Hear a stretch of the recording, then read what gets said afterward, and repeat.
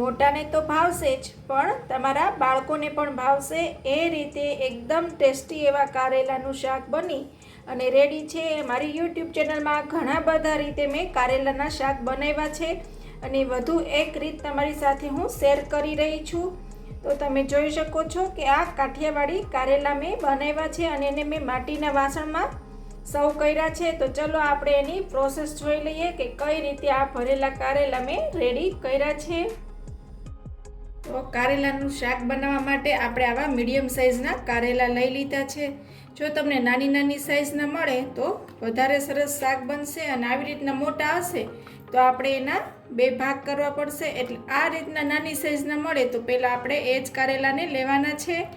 તો અહીંયા આપણે કારેલાને આવી રીતે બંને બાજુથી કટ કરી અને જે એની ઉપરની છાલ હોય છે એ બહુ વધારે નહીં પણ મીડિયમ એવી આછી એવી ઉતારી લેવાની છે. અને તમે ના ઉતારો છાલ એની ઉપરની તો પણ ચાલે. જો આવી નાની સાઈઝના કારેલા હશે તો શાક એકદમ સરસ બનશે. એટલે બને તો આવી રીતે નાની સાઈઝના જ કારેલા સિલેક્ટ કરવાના. ત્યારબાદ વચ્ચેથી આ રીતે આપણે એમાં કટ લગાવવાનો છે. કટ લગાવ્યા પછી જે અંદરના બી હોય છે એ બધા આપણે કાઢી લેવાના છે. ચપ્પુની મદદથી અહીંયા આપણે અંદરના જે બધા બી છે એ કાઢી લેશું.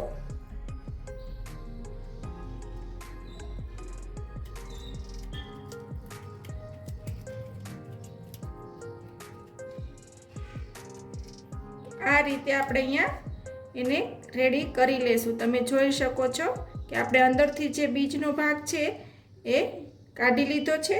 તો એવી રીતે આપણે અહીંયા બધા કારેલાને રેડી કરી લેશું. તો આ રીતે મેં બધા કારેલાને રેડી કરી લીધા છે. તો હવે આપણે આગળની પ્રોસેસ જોઈએ. એને આપણે કુકરમાં બાફી લેશું. તો કુકરમાં કારેલાને લઈ લેવાના છે. ત્યારબાદ આપણે અહીંયા અડધા ગ્લાસથી થોડું ઉપર પાણી લેશું અને નમક એડ કરશું.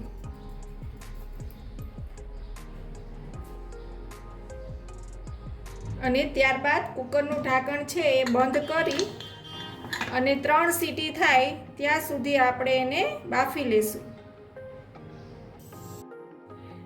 તો અહીંયા મેં તીખા ગાંઠિયા લીધા છે.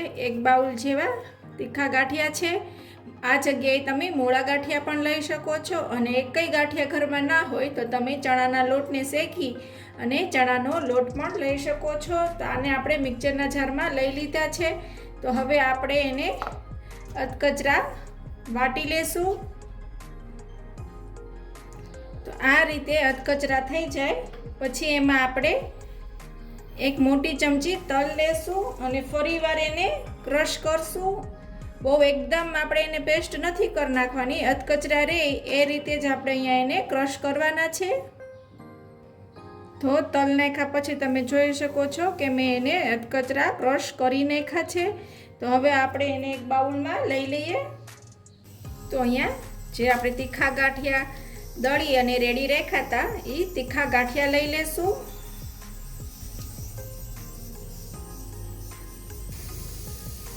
તો એમાં આપણે નમક એડ કરશું કેમ કે ગાંઠિયામાં પણ નમક થોડુંક હોય છે. એટલે આપણે એ રીતે અહીંયા નમક એડ કરવાનું છે. જે રીતે જોવે એ રીતે નમક અહીંયા એડ કરશું. ત્યારબાદ આપણે ધાણા જીરું પાવડર છે એ લેવાનું છે અને એ મોટી 2 ચમચી લેવાનું છે.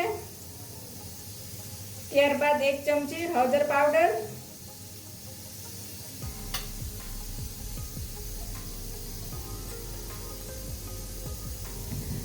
અને આ રીતે ખાંડી અને લસણ રેડી રાખ્યું છે. તો એ લસણની ચટણી લેશું અને લસણ છે એ ફ્રેશ જ ખાંડવાનું તો જ તમારું શાક છે એ સરસ બનશે.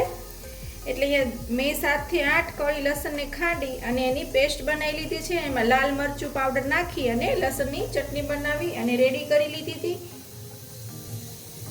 અને 1 લીંબુનો રસ લેવાનો છે. ત્યારબાદ 1 ચમચી અહીંયા ગોળ લીધો છે તો ગોળ લેશું અને અહીંયા મેં દેશી ગોળ લીધો છે. તમારી પાસે જે ગોળ હોય એ ગોળ તમે લઈ શકો છો. ત્યારબાદ લાલ મરચું પાવડર, કેમ કે આપણે જે લસણની ચટણી ખાંડી એમાં લાલ મરચું પાવડર છે અને ગાંઠિયા પણ આપણે તીખા લીધા છે એટલે અહીંયા એ રીતે મરચું પાવડર એડ કરવાનું છે. હવે એમાં આપણે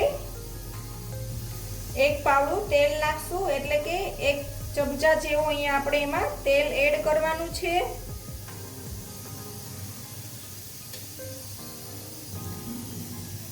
અને આ બધા મસાલાને આપણે સારી રીતે હવે મિક્સ કરી લેવાનું છે. ને વધારે તેલની જરૂર પડે તો આપણે એડ કરશું, પણ પહેલા આપણે અહીંયા એને વ્યવસ્થિત અહીંયા મિક્સ કરી લઈએ. આ રીતે આપણે એકદમ સરસ એને મિક્સ કરી લેવાનું છે. અને તમારી પાસે કોથમીર હોય તો તમે એ પણ એડ કરી શકો છો. તો અહીંયા મિક્સ થઈ અને તૈયાર છે મસાલો. આટલો આપણે બાઇન્ડિંગ એમાં રાખવાનું છે. અને જો તમારે આટલું બાઇન્ડિંગ ના આવ્યું હોય તો થોડુંક તમે એમાં વધારે તેલ એડ કરશો એટલે સરસ એમાં બાઇન્ડિંગ આવી જશે. તો હવે આપણે આ મસાલો છે એ કારેલામાં ભરી લઈએ. તો હવે આપણે અહીંયા જોઈ લઈએ કે કારેલા છે એ બફાઈ ગયા છે કે નહીં.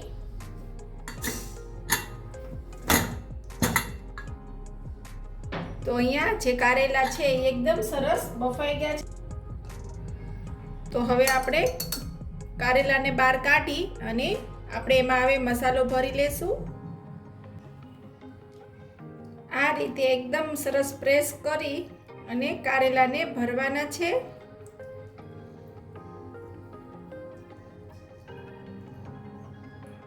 એને પહેલા એકદમ સરસ પ્રેસ કરી અને બધા કારેલા આપણે એ રીતે અહીંયા ભરી લેશું. અને કારેલા છે એને બહુ બફાવા નથી દેવાના, નહીતર તમે પછી આ રીતે એનો મસાલો નહીં ભરી શકો. એટલે મીડિયમ એને બાફવાના છે, પછી આપણે એને તેલમાં વઘારવાના છે એટલે થોડા ઘણા તેલમાં પણ એ ચડી જશે. એટલે આ રીતે હવે આપણે બધા કારેલા ભરી અને રેડી કરી લેશું. તો બધા કારેલા અહીંયા ભરાઈ અને રેડી છે. તમે અને આ થોડો મસાલો બચી ગયો છે એને આપણે રાખવાનો છે, એ આપણે વઘાર કરીએ ત્યારે આપણે ઉપરથી એડ કરવાનો છે. તો હવે આપણે કારેલાને વઘારી લઈએ. તો અહીંયા એક કઢાઈમાં આપણે તેલ ગરમ કરવા રાખી દઈએ. તો અહીંયા 2 ચમચા જેવું તેલ ગરમ કરશું.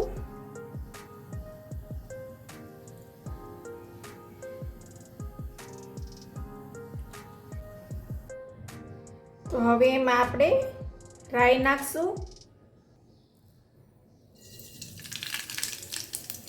ત્યારબાદ એમાં આપણે આખું જીરું નાખશું. અને આ રીતે મેં લસણની કટકી કરી અને રાખી છે તો લસણ નાખશું. અને સારી રીતે અહીંયા એને મિક્સ કરી લઈશું. લસણનો કલર થોડોક ચેન્જ થાય પછી એમાં આપણે કારેલા મૂકશું. જે આપણે ભરી અને રેડી રાખ્યા છે એ કારેલાને હવે એમાં આપણે લઈ લેશું. આ રીતે આપણે એક એક કરી અને બધા કારેલાને આ વઘારમાં એડ કરી દઈશું.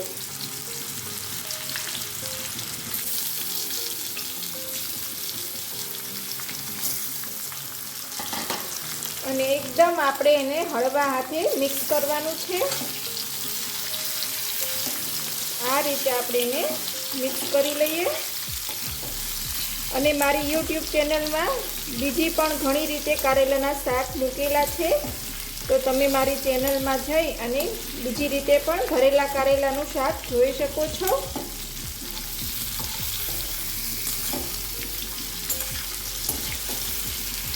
તો હવે આપણે એને 2 મિનિટ માટે થવા દેવાના છે, કેમ કે કારેલા તો છે એ આપણે બાફીને જ લીધા છે એટલે એને બહુ ચડવા દેવાની જરૂર નથી.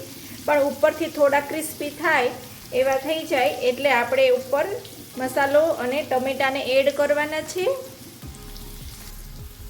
તો વચ્ચે આપણે અહીંયા એને એકવાર સારી રીતે મિક્સ કરી લેવાના છે.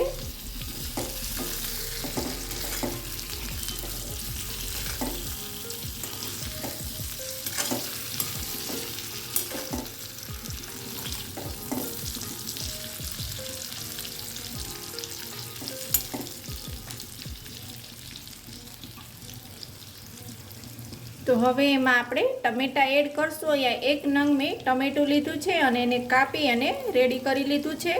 તો અહીંયા આપણે એક નંગ જેવું ટમેટું લેશું અને એને એકદમ હળવા હાથે મિક્સ કરી લેશું. અને ટમેટાના પીસ છે એ આપણે આવી રીતે મોટા રાખવાના છે. તો અહીંયા તમે જોઈ શકો છો કે ટમેટા છે એ સોફ્ટ થઈ ગયા છે. આપણે ટમેટાને આટલા સોફ્ટ કરવાના છે, વધારે સોફ્ટ એને નથી કરવાના. એટલે આ રીતે થોડું એમાં ક્રન્ચી ટેસ્ટ રહે એ રીતે ટમેટાને અહીંયા કરવાના છે. અને જો તમારે ટમેટા ના ભાવતા હોય તો તમે સ્કીપ પણ કરી શકો છો.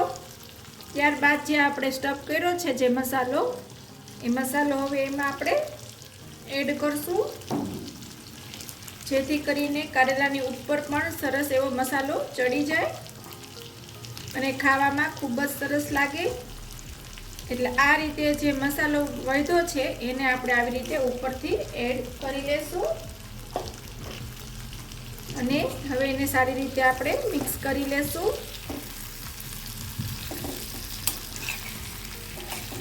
2 મિનિટ થવા દેવાનું છે, પછી આપણે ગેસ બંધ કરી લેવાનો છે.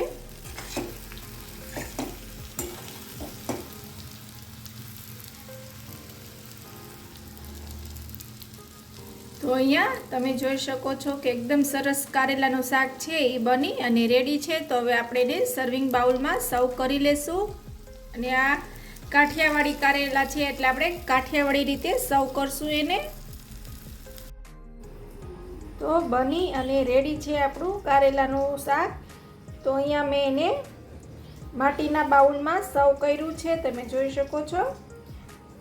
તો જો તમને મારી રેસીપી ગમી હોય તો મારા વિડીયોને લાઈક કરજો, તમારા ફ્રેન્ડ સર્કલમાં શેર કરજો અને હજી સુધી મારી ચેનલને સબસ્ક્રાઈબ ના કરી હોય તો મારી ચેનલને સબસ્ક્રાઈબ કરજો. મળીએ વધુ એક વિડીયો સાથે, ત્યાં સુધી આવજો બધા.